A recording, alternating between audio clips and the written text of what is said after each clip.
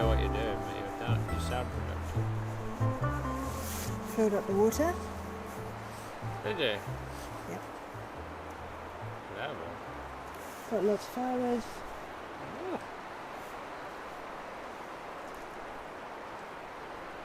Whittling. All the things. Whittling.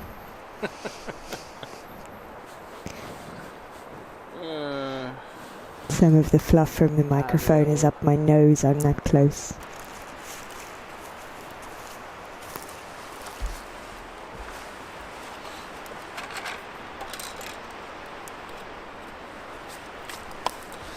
Vegetarian chicken burgers for lunch.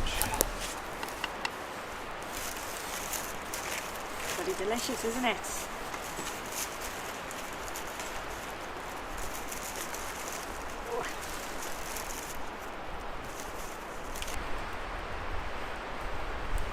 We thought for this trip we'd cook lots of actual nice food, so we carried in a lot more weight so we could have some tasty stuff.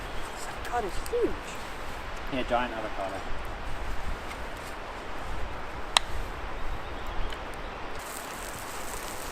It's going to be tasty.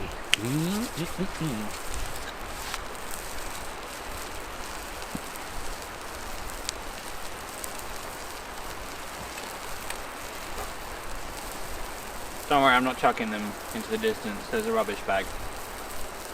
I've pegged it out of the way. We'll carry everything out as always. We're not inconsiderate, dirty women. Nice and ripe though. Yeah. Like a popsicle. I'm not going to eat that. Like an avocado ice cream.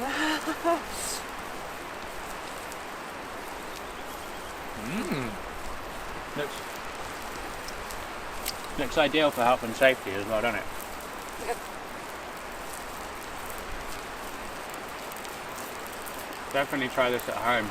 Stick an avocado stone with a little bit of avocado on it onto a really sharp bushcraft knife and then eat it off.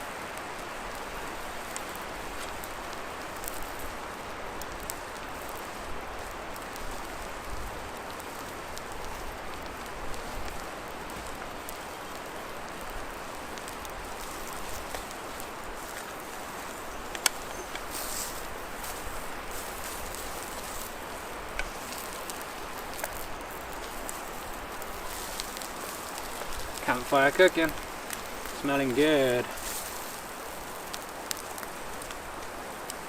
I'm not 100% vegetarian, Megan is, but if you are vegetarian and you, or even if you're not vegetarian, you want to try something different to cut down on the amount of meat you're eating, which for me I did, mostly because, well, I guess it's healthier, but also mostly because I just think that it is that bad for the planet. But you know, everyone's choice for themselves. If you buy good quality hand reared, like particularly local meat, then it's different, and I think that's fine. But the mass produced stuff, I think it's pretty accepted. It's not ideal, but you know, no judgment. But these are vegetarian butcher, and they're amazing. Their meat, burgers, everything they make is incredible. Honestly, I've made them for a few people in my family who are meat eaters, and they didn't know that it wasn't meat because it is that good. Like, it's amazing. It really is that good. Some sort of wizardry, science nonsense that they're doing. Who knows?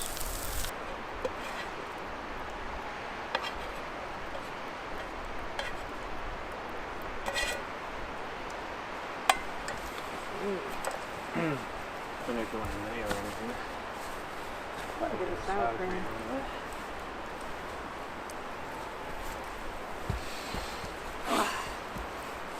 Right. Chuck some.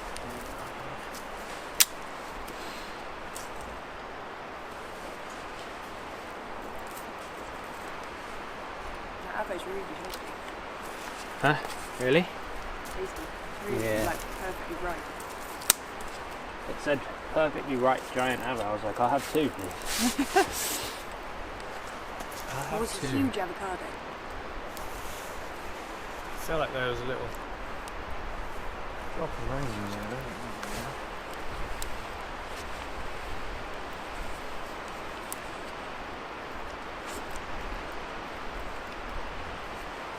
spoonful of it. There is an extra one, but I put it over there. I'm going to try and put some on my burger.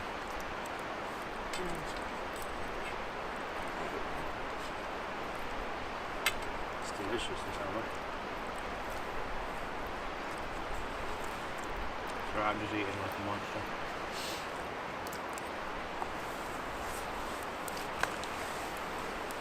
Should probably stop recording now. Yeah. That's eating dessert and you're going to look nice. That's my burger though. If you can see it. Avocado, tomato, onion, vegetarian chicken, cheddar cheese. Mamma mia.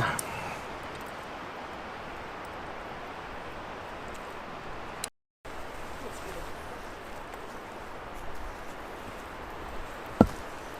And then, yeah, that's going to be a beef split.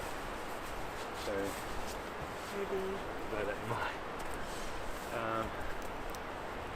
go side on and make it a bit flatter so it sits nicely. Well, you can see, I mean, the only thing is you're going to have room to swing. So what you can do is this, so one technique, I'll start it again, is you pick them both up, so there's no risk, because you shouldn't really do that. I sometimes do, that's lazy. But you pick them both up at the same time, lay one on the other, and then you just smack them down, right? So what you're doing is, you're planting the axe. Now you've got the axe planted, so that's fine. So now what you're going to do is you're going to lift it up and smack it down, right, straight as you can. It's going to be a tough one to select as hard.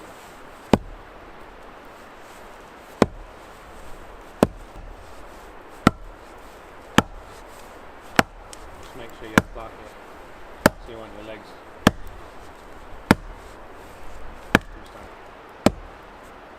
Just seating the axe in it without taking any risk, you know what I mean? Yeah. And now you're gonna, yeah.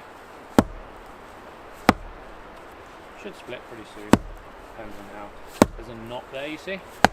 That whole bit is a knot. You can see where all those knobs are coming out. That's why it's so difficult.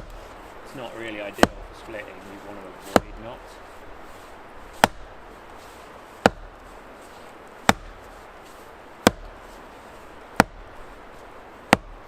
Kind of missed the previous fracture, but we're weakening the wood so much. Give it another smash. There you go. Nice. Boom. So now it's going to be a lot easier. What we're going to do on this one is the same kind of thing again. So this one you should be able to hold it. Just wait for it to move.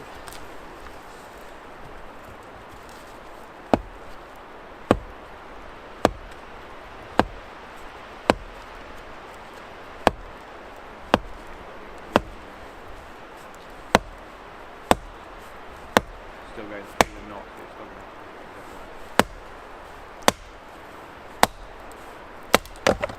nice. Smash and crash. Okay.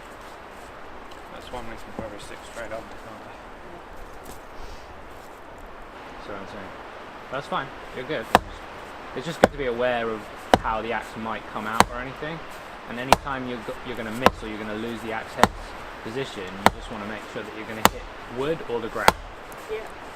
You just never want to hit yourself. No. Not, I know that's obvious. Just twist it a bit and make it look enough.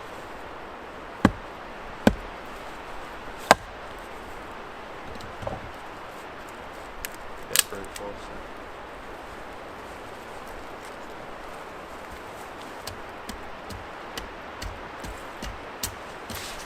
Lovely bit of wood that though. Yeah. And that's a nice big log for later. And you can split the other one into that sort of size. You can see those logs burn beautifully.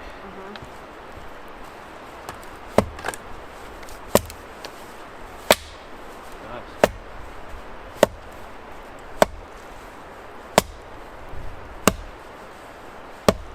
Very relaxing.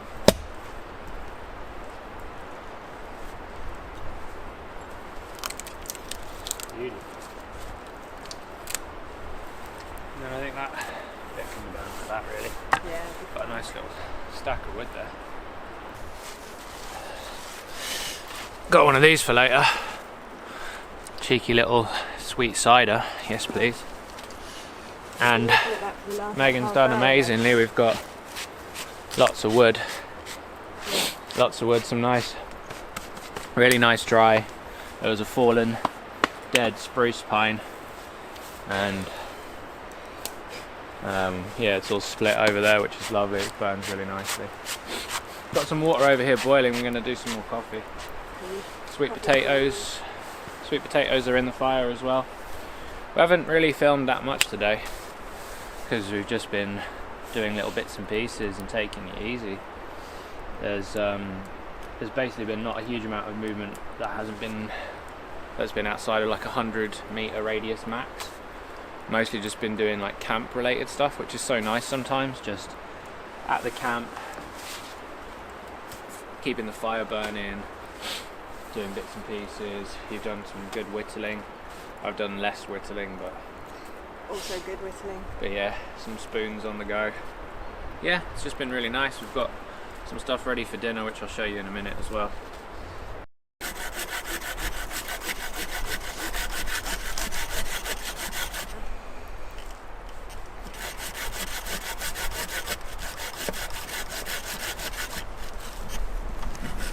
Megan's just using the backhoe Laplander to cut some more wood.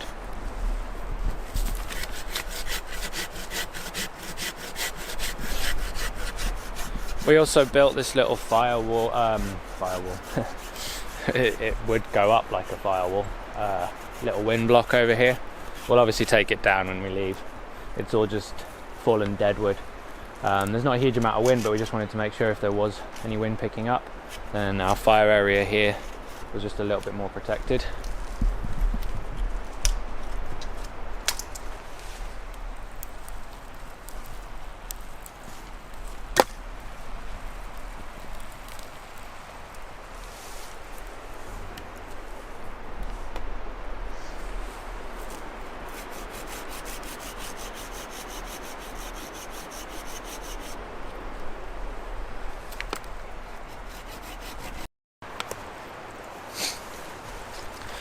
Check this out. This is like the entree, or the first course. Yeah, the aperitif. Sweet potato, wrapped it in tin foil, stuck it in the oven. There's another one cooking away there. It gets all nice and soft after, depends how long you want to leave it in there. That one's probably been in there about an hour and a quarter. And then yeah, a bit of sour cream and some cheddar cheese in there. Should be delicious. Mmm.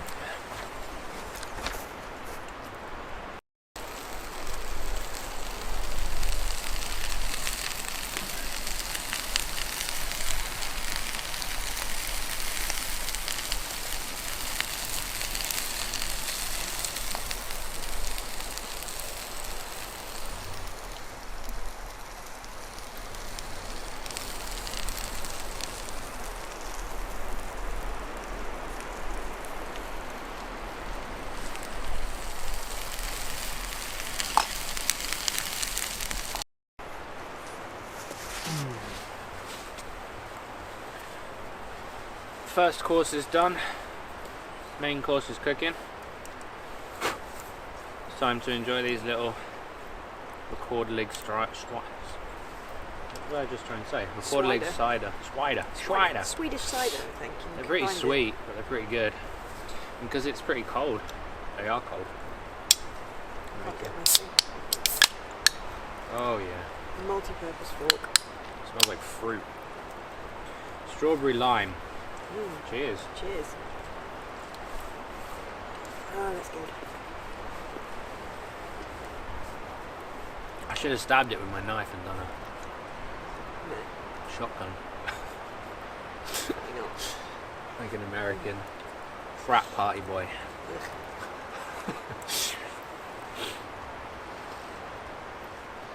Don't get to enjoy it or savour it that way. And then you'll be sticky all tomorrow. That is good. Nice, isn't it? Should we get the... I suppose we shouldn't really get the fire going a bit more until that's finished. We'll build it back up, it won't go out. There'll be... all we need is coals. It'll be fine. Just let that steam nicely. Main course is served. Asparagus, a little bit of spring onion, peppers and tomatoes, all cooked / steamed, ready to go. Pretty healthy, pretty tasty.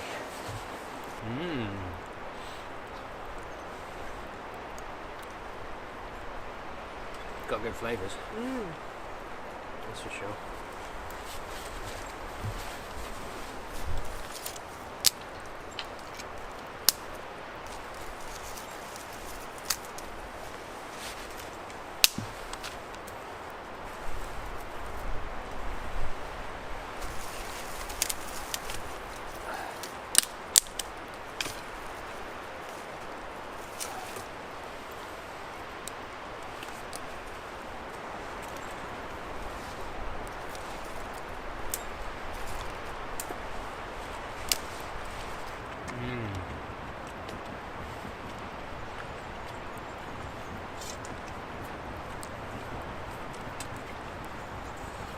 I think that's actually straight up vegetable. No, especially when it's cooked and it's unjuiced.